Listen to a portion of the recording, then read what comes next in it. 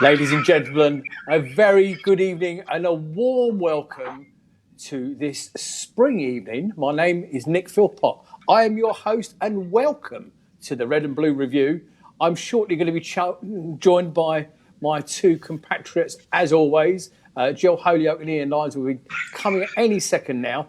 But we just thought we'd try and come on this evening. We've got no football to discuss, nothing of any importance to give you, but just to say hello and try and lift your moods, lift your spirits. We're all suffering with staying at home, being locked at home, hence the picture that's on the screen. I'm sure the guys are going to be joining me any second now. Hi, Mia.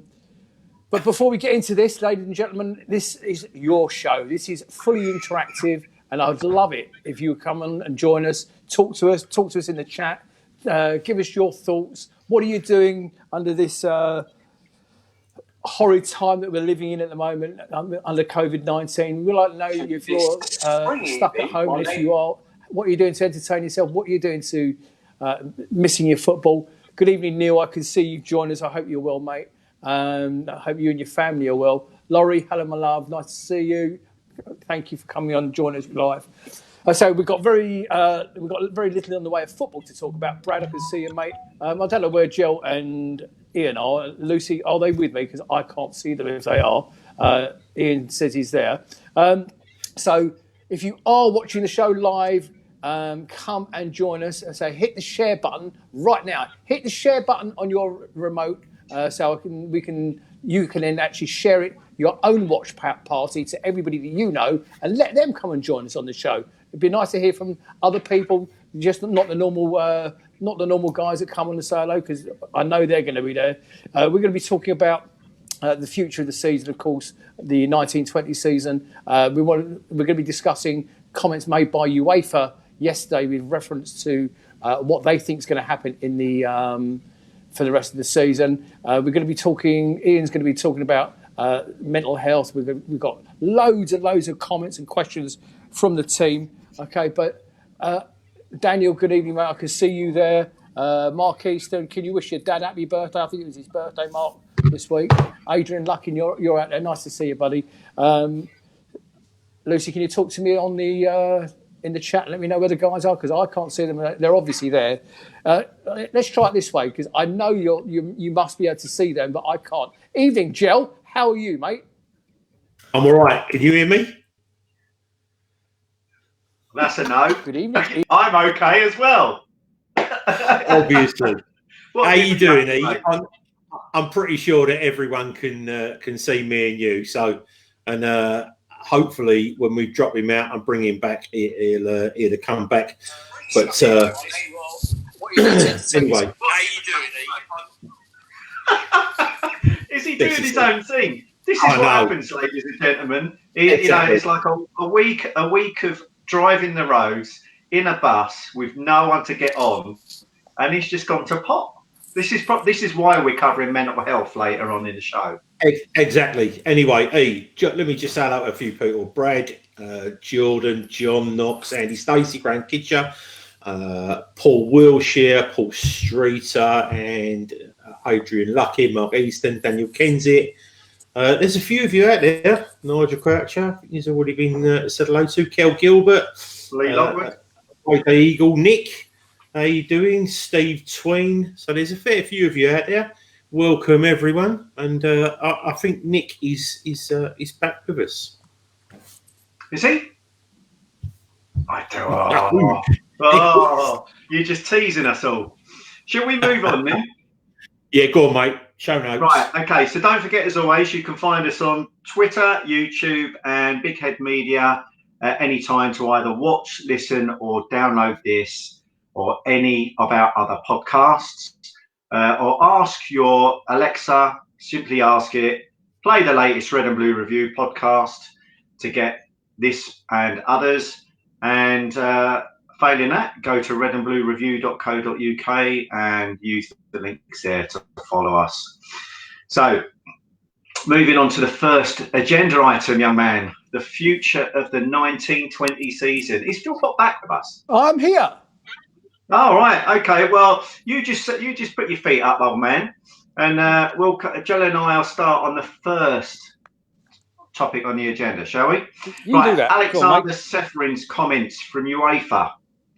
He says in yesterday's press that the 1920 season is probably lost unless football returns by the end of June. What are your thoughts on that, boys? I think that's a great call. I just think everything's been cancelled, and I don't see why football, especially the Premier League and the top six, who are we all know the top one will be doing their bollocks about things. But if we cancel it, it'll just go alongside everything else has been cancelled. The Premier League isn't bigger than the Masters, isn't bigger than the Open, it isn't bigger than a lot of other stuff, and all that's been put by the wayside. So I think if we cancel this and forget, completely forget about it, I'm pretty much sure that everyone will be in agreement with that. Obviously, apart from the obvious. So I'm all up for it being cancelled. Well, his actual comments were: UEFA president told the Italian newspaper La Repubblica there are a number of options for concluding the season, which have been brought a halt around Europe because of the coronavirus pandemic. There is a plan A, a plan B, and a plan C, apparently. The three options are to start again in mid-May, in June, or the end of June. But if we don't succeed, as Ian's just quite rightly alluded to, the season will probably be lost. He said that a video conference with representatives from all clubs, leagues and players was a fantastic demonstration of unity and solidarity. He was also talking yesterday to FIFA and its president, Gianni Infantino, despite recent differences between the two guys. He said it's important to forget our personal interests and disagreements, is what he said. So, gentlemen, before we move on, I actually want to pick up on something that Jel just said, bus throwing under time. Now, it was only last time we had our show, I'm sure that Jel said something along the lines, or he corrected something that I said, where I thought the season would be curtailed, it would not be completed. Wouldn't it be great if the Scousers didn't win the league? And he said it would never happen. Now he's actually saying that guy's comments yesterday in that Italian rag, that wouldn't it be brilliant? Isn't that what you said, Ian? You're shaking your head. No, I think that was me that said that. Because I had the bet of the curry on with you. So Gel's agreeing clearly. But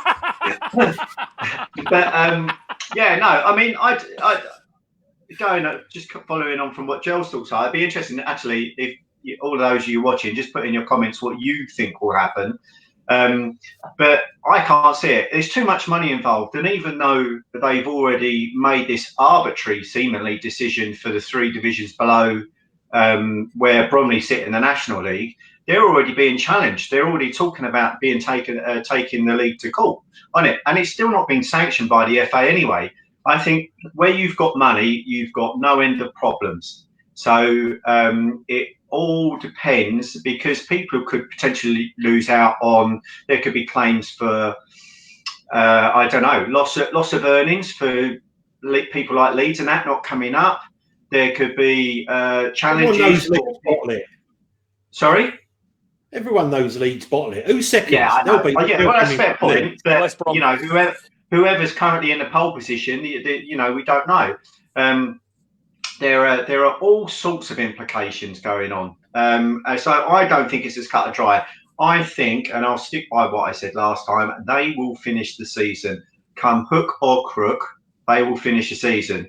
And, we'll move on in a minute to... So before you do, Ian, if you don't mind, it's interesting that Karen Brady's now talking about U-turns and everything else. Karen Brady, if you remember when we were discussing a couple of weeks ago, that she was saying that she wanted it to end because obviously it would then stop any thoughts of West Ham going down. She's now saying, and she came out in the press over the weekend, talking about the fact that although it hasn't been ratified by the English Premier League, she believes that all the owners are under agreement now that the season should be finished in some way or another. I mean, it's actually interesting because we'll come on to it a little bit later on, mate, because a lot of the questions that we've received tonight, are with people asking a similar sort of vein. I know Nigel Croucher did, Jordan O'Day did as well, and they were talking about what should happen.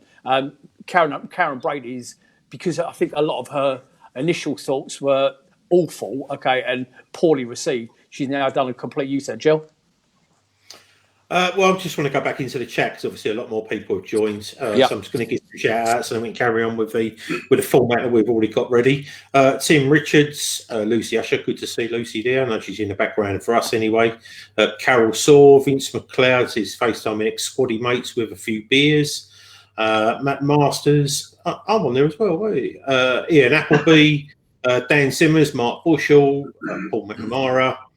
Max Francis, Colin Kennedy, Christine Saunders, Georgia Wegwu, Matty Cannon. So welcome everyone. Leslie Fuller from France. Hope you're well over there. Lawrence Allen, Tristan White, Steve Chandler, Daniel Garlick, Neil Chatterjee. There are loads of you out there. Phil Usher, and Stuart Lee. So welcome one and all. Can I say a good evening to all the Usher family when they're watching? Nice to join us, Phil. Regards to the rest of your family as well. Ian, I'm going to jump away from the running order just for a second, if you don't mind, because Teresa Baker has actually asked the question I was coming on to in the chat. Now, before I ask the question, her question is, do you think there will be a serious wage cut, maybe across the board, to help fund all the losses? And we're going to come to that now. Before we do, I want to say a big up to our angel, our hero, which is Teresa Baker, and every single person in the NHS, in the ambulance service, all the key workers out there that are doing a magnificent job. Teresa. Social care, absolutely everybody that's still out there working because they have to be working. God bless you and thank you from everybody across the nation. And it was great. Jel, I'm just coming to you now. It was great to see everybody coming out on the streets and applauding the work that the NHS are doing the other day. I've never seen it in my road before. I've never seen them do what they did the other day. And each and every person that came out deserved it because you guys are heroic. And that's the end of it, okay? Jel, sorry, mate. Yeah, no, just quickly, we can do some personal shout outs because I know Ian's going to want to as well. But Ash Baldry said, well done, Teresa. And I'd like to say to the few people that I know, especially Christine Hamilton, wife of Roy Hamilton, friend of mine. She's frontline. And I know that Ian, your missus, she's frontline. Alison, bless her. She's got going back in tomorrow. She works for Southwark, who seem to be the hotspot for the country at the minute with the amount of deaths they've got. So yeah, it's quite humbling to see everyone just especially in such a vocational area. But let's not forget people that are stacking the shelves at the supermarkets, keeping us all fed, and even those that drive these little Tonka toys down the road, double decker things. Right? Yeah, exactly. Those like Dan Simmons. Dan Simmons. So, there were so many people playing their part to keep things going that, I think, and I'm not belittling for 1 minute what the NHS do, and they deservedly are getting the majority of the praise.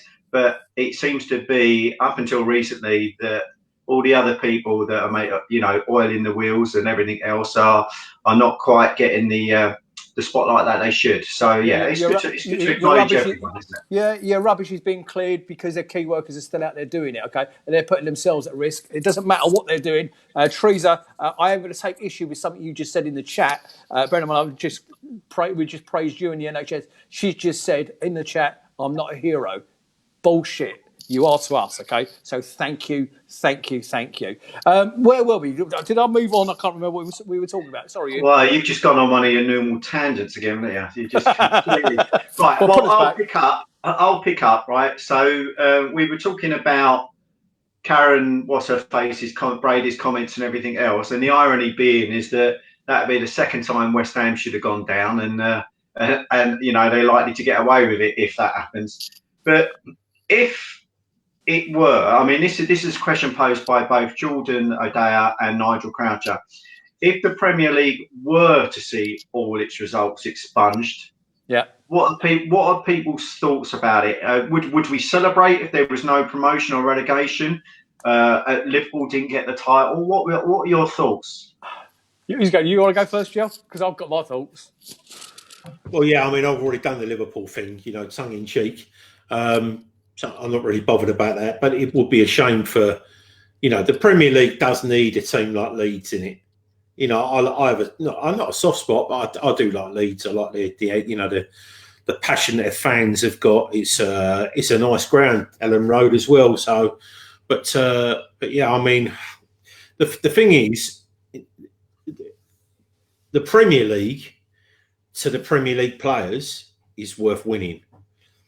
The National League to the National League players is worth winning. And the subsequent divisions that take you from the National League into the Football League, and from the lower divisions, from the Kent leagues and all the local leagues where you're playing semi-pro football, and you can build a career. You can climb the ladders. It affects everything. So I'm thinking that if the season gets cancelled for Dover Athletic, then it gets cancelled for Liverpool Football Club. Yeah. And I don't really care what they say. I honestly don't care this is my personal point of view. I don't care what Man United say, Liverpool, Spurs, Arsenal, any of them, right? Is that if it's good for one, it's good for all.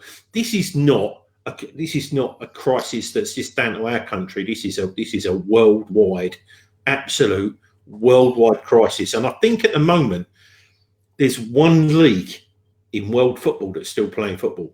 Did you know that? No. I think it's in Belarus. They're still playing league football in Belarus. I'm pretty sure about that. Well, apparently they're in denial anyway, aren't they? The Soviet bloc, or as to what's actually. I think it's Egypt that are in denial. No, I think denial's in Egypt, mate. So even that crap joke went AWOL, didn't it? Right. Okay. So, Laurie Scott, welcome, Laurie. I know you're a relatively new member. She's put up a couple of really interesting questions which Lucy's picked out and put up. But the last one that came up, I don't know if you saw, was that it's being suggested that don't expunge the results, but carry them over to next season. How could you see that working? I mean, I haven't answered the initial point yet. Jel, obviously, but I've got my own personal views, and nothing would make me laugh more. The two things this year that would make me happy: one, that they find a cure for the coronavirus or COVID-19, and two, that Liverpool would not win the Premier League, because I just think that second bit would be so funny. I've got no time for them whatsoever. Horrible club. But my honest opinion is, I think it goes deeper than that, Ian. I think there's a lot more to it than just the Premier League win or the relegation or the promotion from the Championship. And so there's much deeper than that.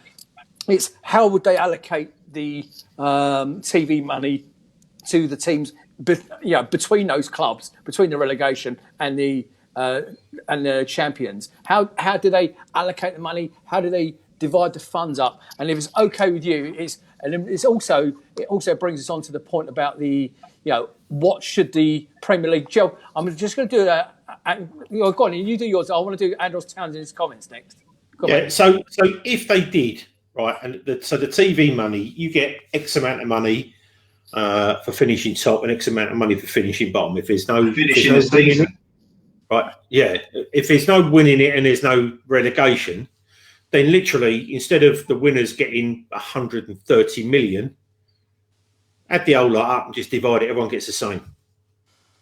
I mean, see, there you go. You've already created an argument. You could do it. You could. This is the other thing as well, right? You could do it pro rata. You literally could do it pro rata. Yeah. That would be a fairer way.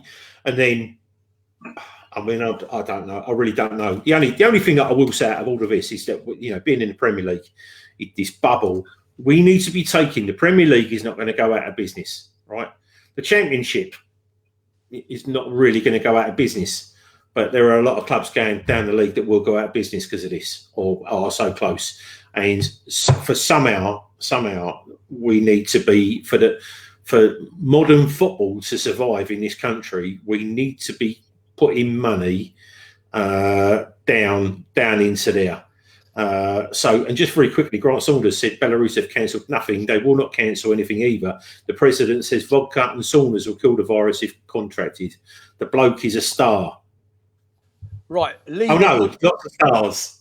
Okay, I'm going to just... Lee Lockwood has asked me, and by the way, Lee Lockwood is now known as Lee Hood Lockwood. And if you look up the old Thunderbirds baddie, look up the hood, then look up Lee Lockwood, and you'll see exactly what I mean. He's asked the question, guys, if this season is to be null and void, is there any way back for Bury, seeming as the decision to expel them happened during the season? Brilliant question, because then wouldn't the Palace Brighton result 2 weeks ago be null and void? Wouldn't this stuff? Yeah, everything's exactly that. You know, and that's the problem with making things null and void, isn't it? Is that it just you have to. We've gone way over halfway through the season, so making everything null and void will cause so many issues. It's not as if you were making it null and void after the first 2 games of the season. So for me, it carries on. And Teresa's quite rightly said exactly what most of us would think. It would be lovely to watch games in the summer.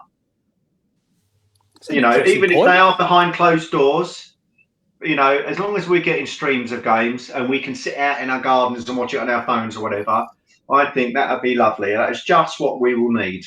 But they have to finish it.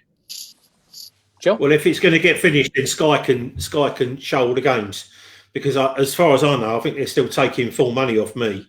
In fact, they've got the bill up. Well, they've said they've put everything on hold, Sky. Oh, have they? Oh, okay, cool. They've frozen it. But if we do this, I mean, this was my thing. If they cancel this season and then they start again next season, but with the games that are left, then I think they should have another, you know, like another cup competition. That's what I would do. But the thing is, if they move games to the start of next season, then that is to finish off this season. It's not to append on to one season with 45 games or whatever, because some teams have played more, will have less games to play, and therefore, again, it's not even. So it'd have to be to finish off the season. I agree. I think that's the way it'll work. I think it will probably start up in July, and then go all the way through, maybe with a week off in around Christmas time. It's interesting because there's lots of different questions coming through, you know, about what happens to your season ticket money for last year, what happens to your season ticket money for this year. Well, we've got that on here, haven't we? So. I was even watching an interview on Sky Sports earlier today. Lucy Pigneri is back. The Dorking chairman, and bear in mind of the league that they're in, I don't even know what they're playing in, but even the Dorking chairman is saying that all of their colleague chairmen have actually agreed that the season should be null and void. And he said there is absolutely no reason why the Premier League chairman can't do the same. It's rubbish. Okay, well, I want to do a couple of bits and pieces. Ladies and gentlemen, very important point for you all out there in Facebook land. Have you joined the Red and Blue Review, okay, as opposed to the Red and Blue News? If you haven't, please make sure you like it and you turn on the notifications for Red and Blue Review. Really important to you for watching us going forward. We've got lots of stuff to talk to you about in the coming weeks, but please make sure you have liked and turned on the notifications for Red and Blue Review. The next question, of course, is what about the Premier League players? Should they be taking a pay cut? I'm aware that I think it was one of the Italians, Juventus players have taken a 3-month complete break in salary. Okay, and Andros Townsend, quite rightly, Andros Townsend was talking in the Mail yesterday or Friday, I think it was, and he said the footballers have to give back during the coronavirus crisis. Footballers have to give back to supporters in times of crisis, such as the coronavirus pandemic, says Crystal Palace's Andros Townsend. The 28-year-old winger is among Premier League players involved in #FootballUnited campaign that launched on Wednesday. The players are urging people to donate to the initiative, which is aimed at supporting the elderly and vulnerable. Townsend says, "This is our role to assist in the community." He told BBC Sports, "These guys, they support us on a Saturday through thick and thin. The general public effectively pay our wages with their season tickets and their subscriptions to the TV services. So it's times like this, we have to give back. I'm very fortunate that I have a family with 2 young children. I have a gym where I can work out as well, said Townsend. I'm also very fortunate that he said, I'm also aware that there may be others, younger guys in flats on their own, getting a bit of cabin fever at the moment. Just reach out to them.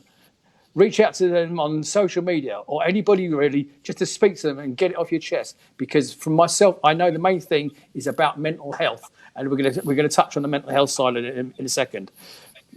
Don't let things bottle up inside. Make sure it's out in the open, and hopefully you'll feel a lot better. Townsend added, when I asked about the league was going on, they said, no way, I don't want it to go on without the fans. Football is nothing without the fans.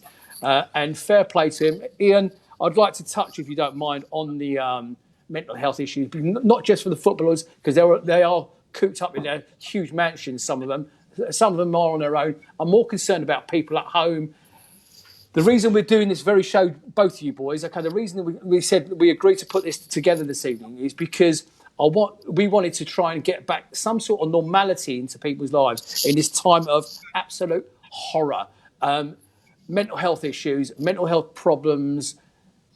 If you've got something you need to talk to somebody about, talk to us via socials. We'll contact you privately. Whatever you need, please call us. Ian, help me out on this subject, please, because I know it's something that's close to your heart. Especially if you need a curry, because Nick can deliver one, for 20% off.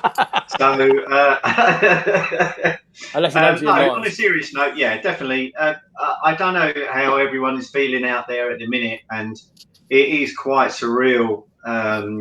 It's me, my missus, and 3 teenage, late teens, adults in the house, and everyone's, they're probably more used to it in that they're just happy to sit in their room and stream Disney Plus or Netflix or whatever.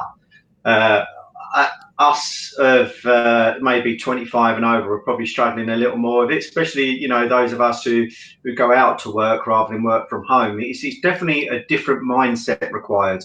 I don't know about you boys, but I've actually had the last 3 days off. I work from home now, and I've been told to work from home indefinitely, and I'm fortunate in that I can do that. But even so, from Wednesday, Thursday, and Friday, I actually had this annual leave, and I just ran up a list of DIY projects, like 17 or 18 of them, and that's why these are on the wall. That was one of them, and it's now I've gone through it, and now I'm just chewing my nails, thinking, what can I do? I mean, fortunately for the pod, I've probably got other things to occupy myself in a minute. But come around my house and decorate if you want. So, yeah. I've seen the state of your tiling. I'll come round. So, on that note, yeah, Nick's right. And that's one of the reasons why we do want to do this show, because it's a little bit of escapism for everyone. It's a little bit different. It's something that matters to all of us. We're talking about football and about Palace, but there's only so much talking about a suspended league and when there's no sport going on and hypothetical situations. So if there's any other topics that people would like us to discuss, just send them in, and we can build a show around a couple of them, and then we can just chew the fat. If you're interested in 3 middle-aged boring old farts doing so, but yeah, we're more than happy to help. But as Nick said, if you find yourself struggling, then there are plenty of helplines around. The Samaritans, for one. Yep. And just give someone a call. Just talk to someone. And if you're worried about someone, FaceTime them. Now, we're lucky that we can do that now. I mean, if this would have happened 15 years ago, it would have been a nightmare. But now you can actually, even my mother-in-law, to all intents and purposes, she's 83, and she's learned how to FaceTime. And she's FaceTiming with all her daughters, and it's keeping in touch. So don't be scared just to make contact with that someone and just ask them if they're okay. You never know whether or not it'll actually mean more than you realise. Absolutely right, Jel. Yeah, you're right there. Keep an eye on your neighbours. Our next door neighbour, Maureen, she's 77, just had her second lot of chemo a couple of days ago, and Lisa said to me, when you go down the shop, she said, "Can you get some toilet tissue?" Of course, I took that as toilet roll and got some extra toilet roll off Sam down our local shopkeeper, because we are trying to shop local. You get a lot more stuff down than you do at the Nationals. And anyway, I come back and I knocked on her door, and at a distance I handed her some toilet roll, and she went, "Oh, thank you very much." And then as she opened her door, looked up the hallway, and she had about 18 rolls, honestly, all up the stairs. And everyone Really? knows she's poor old girl's got cancer, and they're all feeling sorry for her, and they'll go down the road and buy her bog roll. I mean, she's the one that's got it on eBay. Right. So that's a true story, by the way. I might pop around, guys.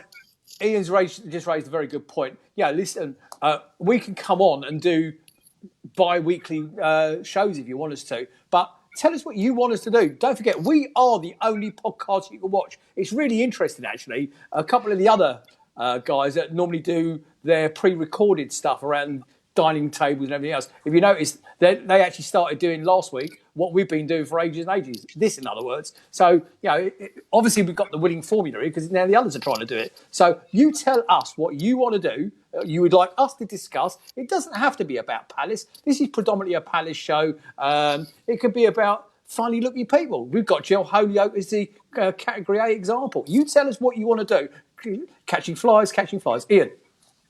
Mark Corbett just said, "Bring back the quiz." Mark, we haven't forgotten, because it was a late decision to bring the this week's show on. Nick asked me this afternoon, "Have we got a quiz? I've got a prize. Have we got a quiz?" And I just simply, you'll find out what we've been working on in a few weeks' time. But yes, we will do a quiz. Don't worry. And it may be that look. He's flashing a prize. Will you put it down? You're such a canary. Stop giving things away, will you? Yes. So don't worry. We will do a quiz, albeit by way of just a single question, or maybe even host a quiz. I don't know. These are the sorts of things that we can think of. So, or bingo, as Andrew's just put it.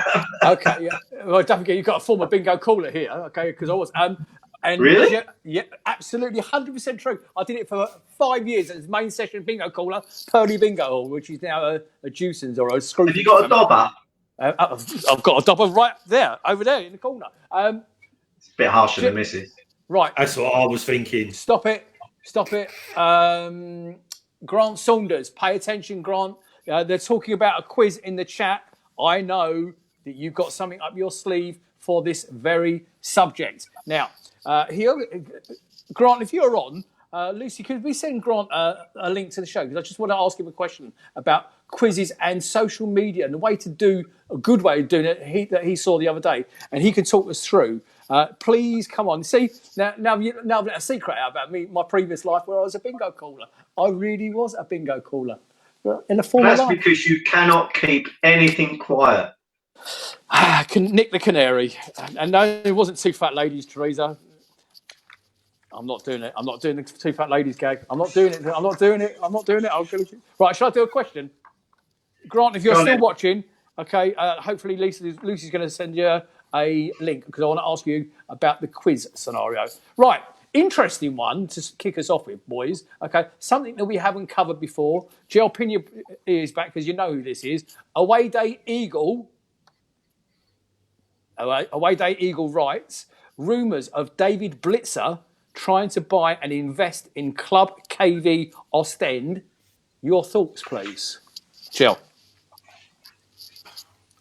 I don't really care. I don't really care what he does. I mean, the thing is, from what I've read, the guy that owns it now was 4.5 million, and they're only prepared to offer $1 million. We're not talking about anything that's going to interfere with us and them. It won't turn into another, a scenario like Charlton had with their Belgian owner and, trying to nick players off them. But anyway, yeah, I don't really care. I mean, he has got his finger in all sorts of sporting pies. So, right away from, I think, is he basketball, hockey and, whatever, football. Yeah. So, but yeah. You got any thoughts on that? Yeah, it's a bit bizarre. Clearly, they don't have any fit and proper tests with Duchelet being an owner of a Belgian club, and look at how he ruined Charlton. But if it happens, it happens. But I don't quite know why he'd want to jump into another club when he's already a part owner of a club in the richest league in the world and wants out. So I don't know. Maybe if it expedites him and Harris leaving, then fine. But I don't know. I hadn't actually seen the rumour, so I don't know what substance there is, by it. Okay, right. I've got another question. I've got quite a few for you boys. Tim Richards, Down Under. Evening. Good day, Tim. If clubs have to pay back the TV money and sponsors, does the lack of revenues means that we have even less able to do any business in the transfer window? Okay, and before you answer that, Ian, I'm coming to you first on that. And the supplementary question from Tim, he says, do you think the three amigos who present the show should do it in drag? I don't know what that's all about, but anyway, over to you, mate. Well, you do it in drag every week, Nick. So no, it's dragging this. Look. Oh, sorry. I'll do the gags. You carry on. My mistake. The question about it affecting the transfer window. Yeah, I agree. I mean, Andrew Adams asked the same thing about the transfer window, or something similar about the transfer window. Yeah, clearly, and that's why I think the pressure will be on at all costs, and this is why the Dorking chairman's comments are simply ludicrous, because I think 1 week's worth of Wilf's wages would see Dorking right for 2 seasons. But when you're talking hundreds of millions of pounds potentially at stake for a club, all bets are off the table. It has to be finished, and otherwise, clearly, it will affect everyone other than those with the real money backers in the transfer window. Who will we go for? We won't be able to get anyone, will we? Likewise, everybody else. Yes, Jel. To do that, you'd have to take all the players away from their wives and children for 3 to 4 months. And have we not got FA Cup games to complete right the way through to the final? So that takes us through to May. I've been the Cups. Well, you can't bin the Cups. Why would you bin the Cup? You just can't. The Premier League is not a be-all and end-all. I mean, what will it take, right, for the Premier League to be cancelled? A player dying because he caught it? He was sweet when he was at home, when he was isolated with his family. But he takes it home and one of their kids gets really ill with it. It's just the money over health and safety it has to take precedent. But health and safety, the quite literal health and safety of the human being has to take precedent over a Ponzi Premier League. Yeah, but no one's saying the Premier League will start again when there's still a health risk. Start it again next year. Start it again. They're already saying now that this social isolation is they're saying could last until January. 18 months, I heard of. At least another 6 months. That's not. Bear in mind, we don't know the answer to what I'm about to ask you, both of you, and I'm actually going to put you on the line a little bit. Ian, if you were a betting man, when do you think the season will start or won't start? What do you think the outcome is? Jel, I'm going to ask you the same question, and I'm going to answer my same question. Ian, what do you think? I think it's quite reasonable to lock a squad down, as Jel said, take them away from their family units, lock a squad down in a hotel or something, and then, because they're not being used, hotels, and then just play at neutral venues behind closed doors, and then just stream the games. So I can see something starting in late June, July. Ian, June, July. Jel, same question, because I've got my own thoughts. Go on. I wouldn't start it until January. I would make sure that's next season. Then January's next season. But it is what it is. It's this thing of I get a stress with even thinking that the Premier League is more important than any of my friends and family. But nobody said it is. No, nobody said it was. No, but what I'm saying is So what about Joel Ward? Take Joel Ward. His missus just had a kid a couple of weeks ago. If somebody sees that kid, he'd be crawling. I say, what is that more important? Is that more important? Is a job? You get a job. No, but that's what I'm saying. I really just don't understand. I think you really need to ask his missus that question and say, look, would you rather Joel Ward go to his missus and say, look, I know I earn a lot of money, but, you know, they need me to play. Otherwise, you know, the contracts are going to change, everything else, because they're not going to be able to get the money in. So can you put up with me being away for 4 weeks and then I'll come back? And she'll say, and then what happens if it all goes tits up and Ian, in this country, we're trying to slow it down.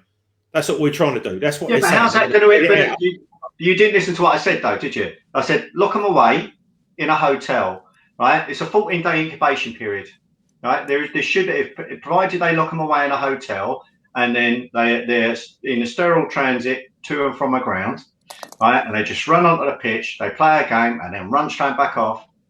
You can manage it. I mean, they're not robots. Ian, they're not robots. But we have to put this into perspective. Let's put this into perspective. There are 1,000 deaths so far in 60 million people. Okay, and I know we're getting a little serious now, but let's put it into perspective. 19,000 people have been tested, etc., etc., etc. The chances of catching it are remote at the minute. Certainly now that we're locked down. And hopefully we'll see that affecting the rate of contracting it in the next 2 weeks. But I'm talking late June. I'm talking July. Okay. Well, it will be a completely different scenario. Okay. Well, I've got yours. You're saying June and July. Jel saying not until next January. My personal opinion is it won't happen at all this year. The season will be null and void. I maintained that 2 weeks ago. And even more, bear in mind, we're still 3 weeks away from the peak. I want to move on from this in a minute because I don't want it to get too serious, but we're still 3 weeks away from the peak even, okay? They're still building field hospitals in London, in Birmingham, in Cardiff, okay? So they're still three weeks away from the peak. I don't think there's any way on God's earth that that's going to happen. The season will be shut down and nobody will win anything. It's how they distribute all the finances and everything else. You know, Andrew Adams just makes an interesting point. Forget the hotels for the football players, Ian. The hotels should be going to the health service, correct? Yeah. So what are you pointing at? Jel? He's pretty zen. The other way. Lockwood said, would you be happy with a pools, panels type solution for the final games? Well, Watford beat Liverpool, so no. It knocks that straight out of the park.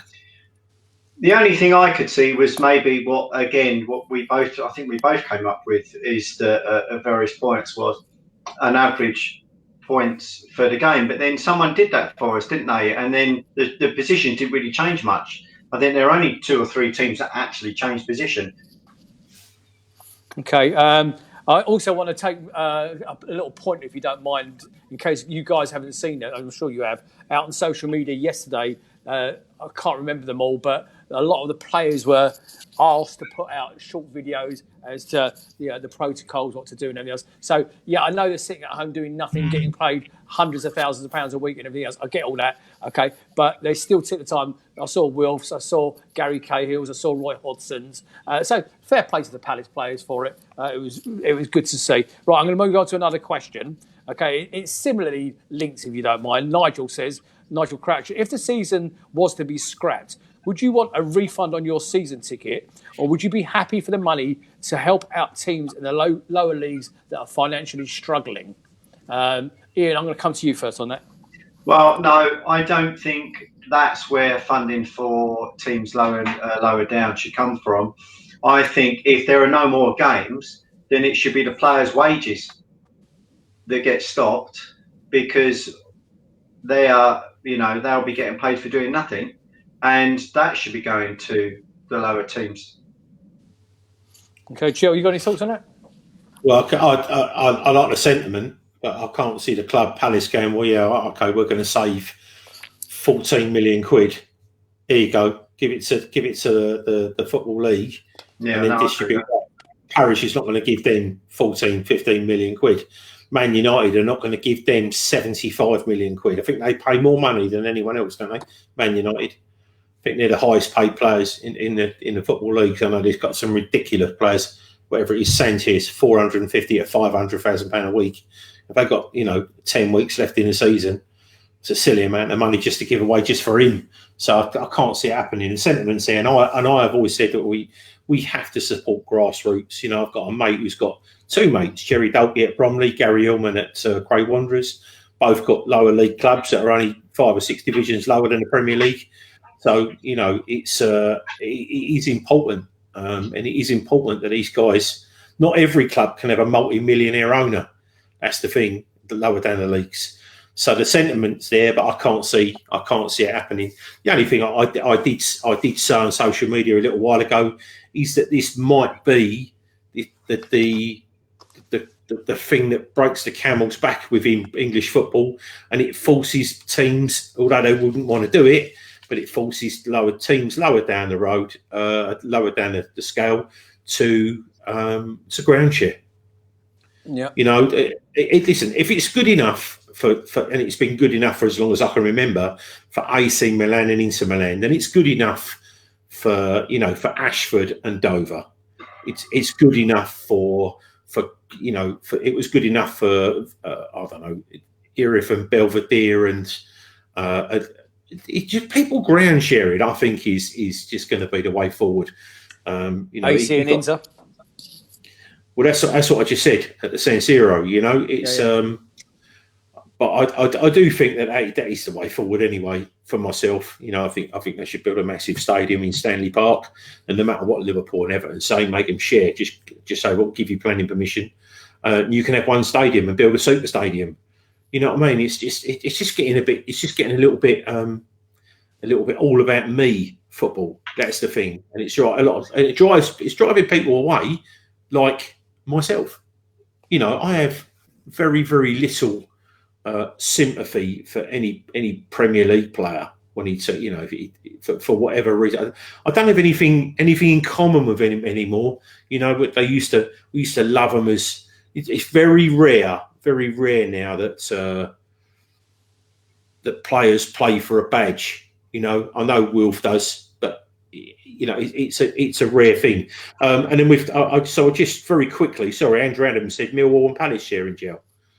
Well, why not? Why not? All right, I've got to have Millwall at our ground and Charlton. Seriously, Charlton can go and share with Ebbsfleet. Anything else? Crowds next year. Anything else for the chat while you're there? Yeah, there's a fair bit. So Lucy said she'd like to see an improvement on the ladies' toilets in the Arthur. So Brighton can go. So would I. I hate it in there. Lee Lockwood said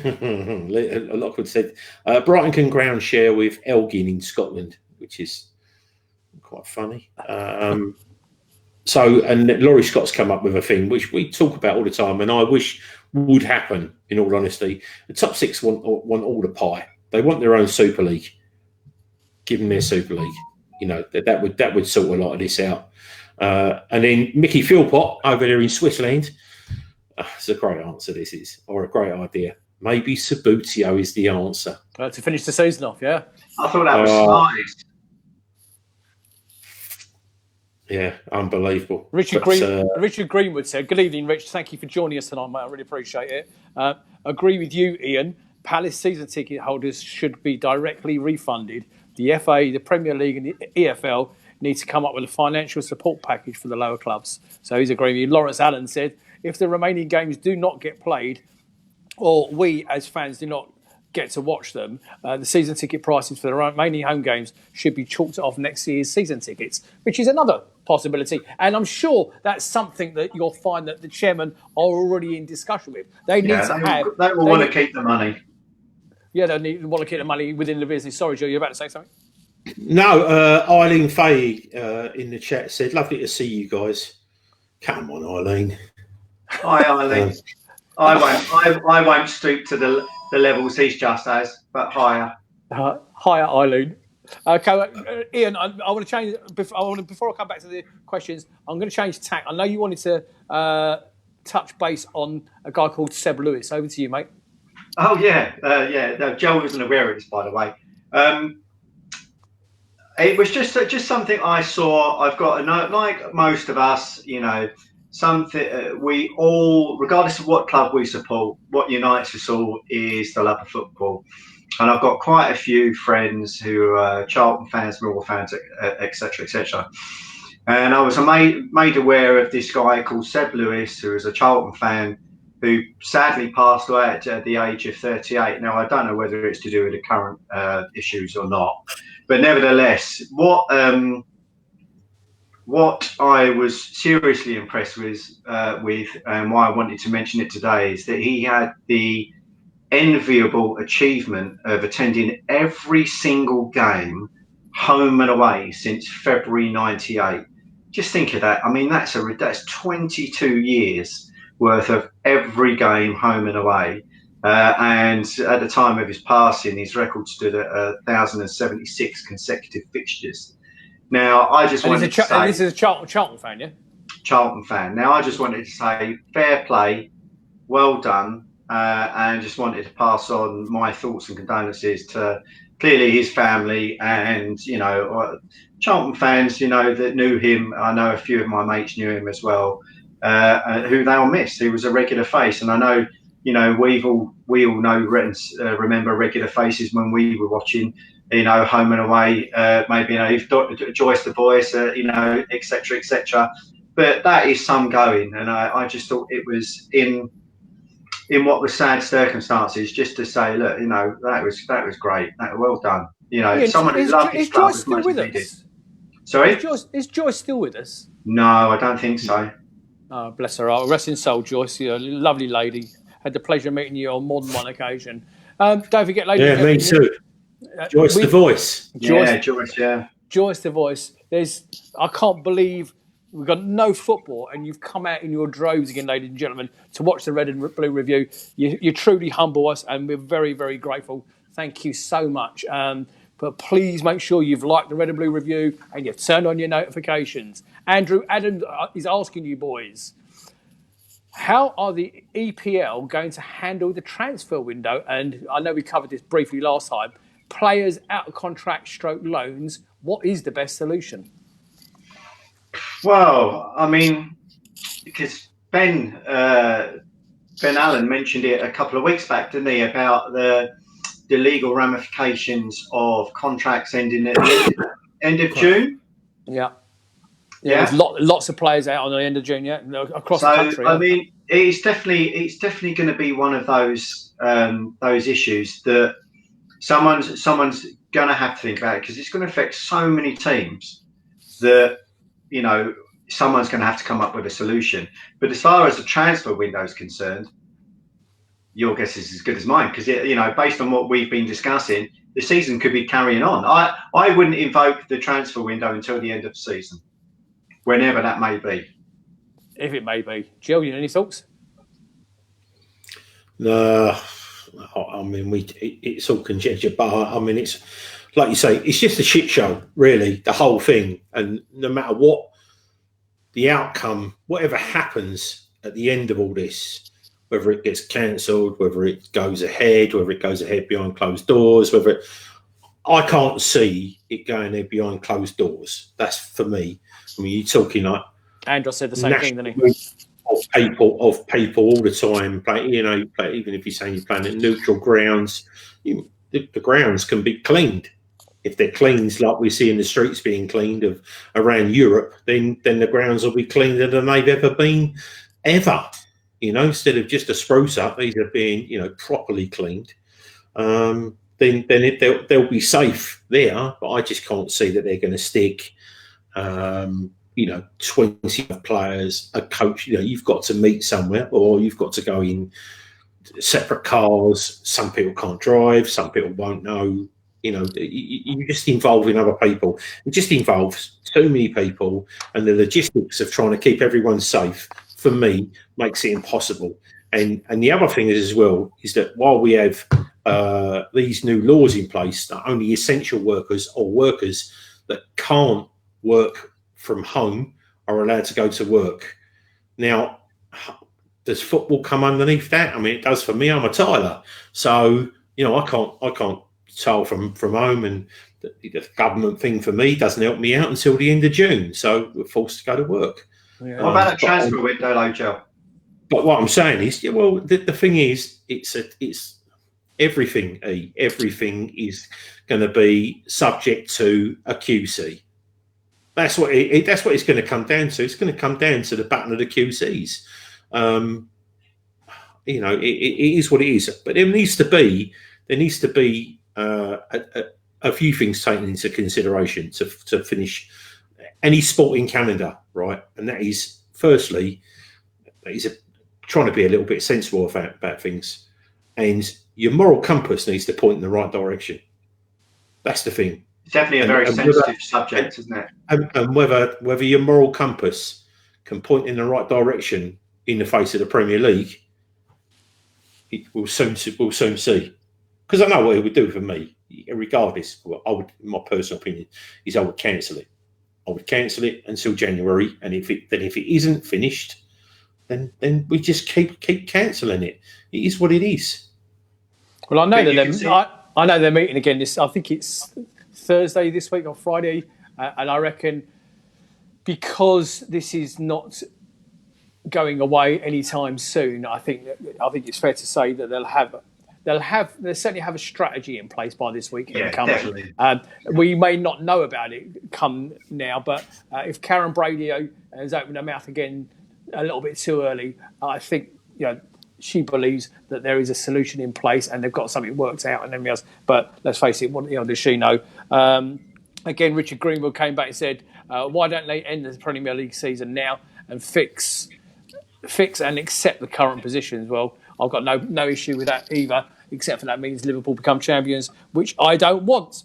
In case I hadn't made that perfectly clear, and I understand I might have upset somebody in the chat earlier on, but do you know what? It's all about opinions. My opinion means nothing. Your opinion, this show is about you and your opinions. So again, just reminding you folks, we will come back. We will come back on in the next couple of weeks, I'm sure, to do something. I know we've got a couple of things that we need to talk to you about, but we would like you to, you shape the show. This is your show. We can sit here. We can sit here all night. Jill, before I ask one more question and then we'll wrap up, what is that behind your head? Can you, and for those that can't see it, can you please allude to what that says up there? Because it looks like the London Underground sign. Yeah, cheers, mate.